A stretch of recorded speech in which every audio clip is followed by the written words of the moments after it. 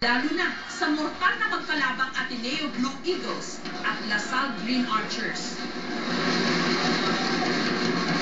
Ang kanilang mga tagahanga, pare-parehong nagnanais ng malinis na laban.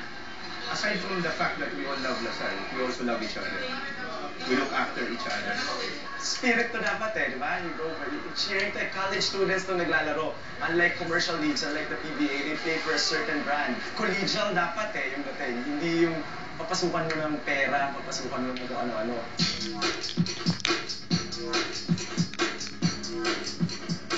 Ang suporta at pagpapaalala ng kanilang mga fans, hindi rin naman binabaliwala ng mga players. Sa katunayan, nangunguna sa panawagan laban sa anumang uri ng pagsusugal sa basketball ang isa na siguro sa pinakasikat na UAAP player ngayon.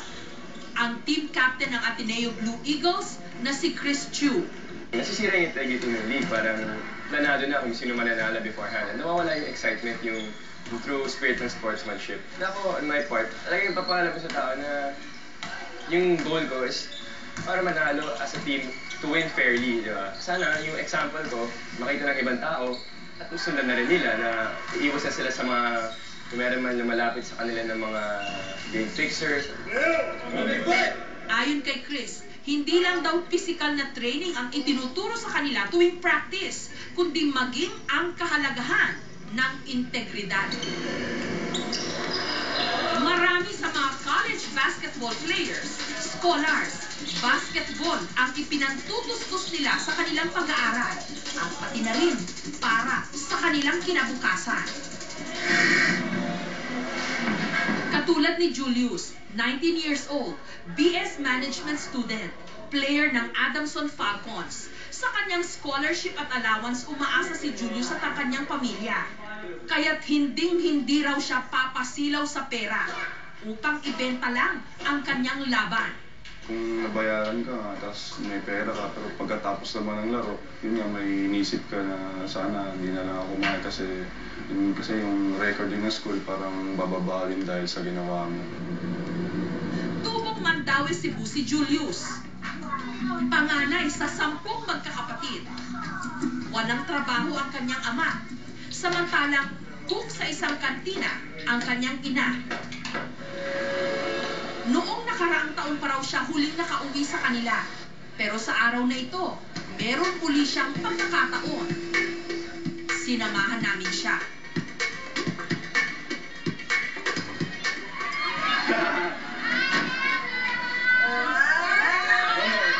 Sa kanilang bahay, dama ang kaligayahan ng pamilya ni Julius na nakita siyang muli.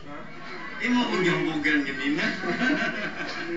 Naroon pa ang paborito niyang sapatos. Ito lagi ko makikita pag uwi ko dito. Iniisip ko yung dating nung high school ako. Yung mga laro namin kapag nakikita ko yung mga sapatos ko na luma. Para namang bumalik sa kanyang pagkabata si Julius. Nakipaglaro uli siya sa mga taong nagturo sa kanya ng basketball. Ang kanyang nanay at lolo.